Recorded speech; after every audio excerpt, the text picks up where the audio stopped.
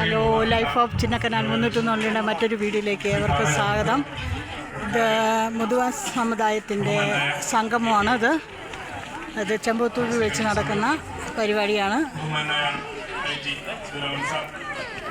നിങ്ങളത് ശ്രവിക്കുക, ഇവർ പറയുന്നതൊക്കെ ഇവരുടെ കാര്യങ്ങളൊക്കെ കേൾക്കാം.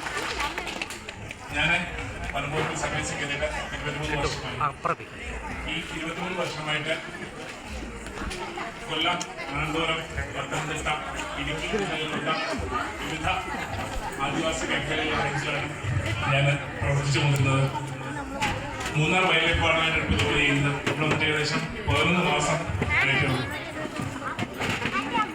കേരള വനം വകുപ്പ് ബ്രിട്ടീഷ് ഭരണത്തിന്റെ കീഴിലുള്ള ആദ്യം തുടക്കം കുറിച്ചത്. ആ സമയത്ത് ഒരിക്കലും വനസംരക്ഷണമോ വന്യ സംരക്ഷണമോ ഒരു അജണ്ടയെ അല്ലായിരുന്നു. അന്ന് ബ്രിട്ടീഷുകാരെ ഡിപ്പാർട്ട്മെന്റ് രൂപം കൊടുത്തത് ഇവിടെയുള്ള തടി ഉൽപ്പന്നങ്ങൾ വെട്ടി ബ്രിട്ടനിലേക്ക് കടത്തുന്നതിന് വേണ്ടിയിട്ടായിരുന്നു ഇങ്ങനെ ഡിപ്പാർട്ട്മെന്റ് ഉണ്ടാക്കിയത്. പക്ഷേ കാലങ്ങൾ കഴിഞ്ഞപ്പോൾ കേരള വനം വകുപ്പ് വനത്തിന്റെയും വന്യജീവികളെയും സംരക്ഷകരായി. അതെങ്ങനെയാണ്?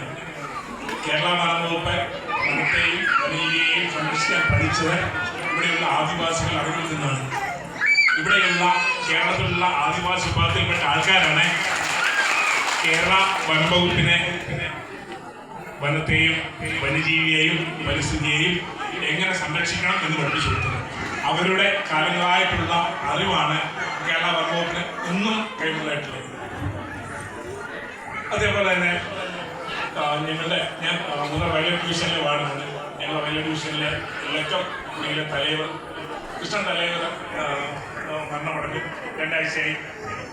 കേരള വനത്തിൽ ആദ്യമായിട്ടാണ് ആദിവാസി വിഭാഗത്തിൽപ്പെട്ട ഒരു ജീവനക്കാരനോ ഒരു ജീവനക്കാരല്ലാത്ത ഒരാൾക്കോ അനുശോചന സമ്മേളനം കൂടുന്നത്. ഇതിന് ഞാൻ തിരുവനന്തപുരത്തെ ഹെഡ്ക്വാർട്ടേഴ്സിൽ വെച്ച് വലിയൊരു സമ്മേളനം ഉണ്ടായിരുന്നു. അതിൽ ഒത്തിരി പ്രധാനപ്പെട്ട വ്യക്തികളുണ്ടായിരുന്നു. നമ്മുടെ ലക്കിമുടിയിലെ കാണി ശിവലിംഗം കാണി ഉണ്ടായിരുന്നു. അദ്ദേഹം കൃഷ്ണൻ തലൈവരുടെ മകൻ ഉണ്ടായിരുന്നു. അവരെല്ലാം പങ്കെടുത്ത ഒരു അനുശോചന സമ്മേളനമായിരുന്നു.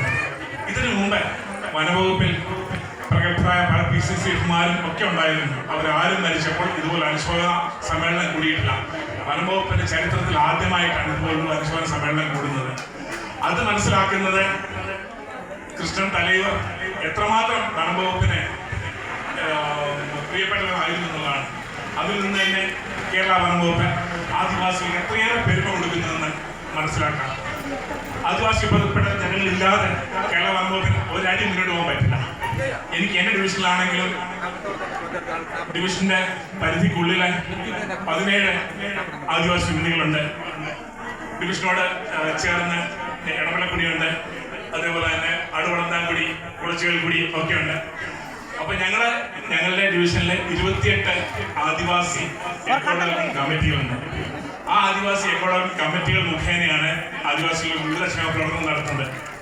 ഇപ്രാവശ്യം ഞാൻ വന്നതിന് ശേഷം ഞാൻ വന്നിട്ട് 11 മാസമായി. ഞങ്ങളുടെ പരിധിയിലുള്ള കുടികളിലെ മഞ്ഞൾ കൃഷി ആരംഭിച്ചിട്ടുണ്ട്.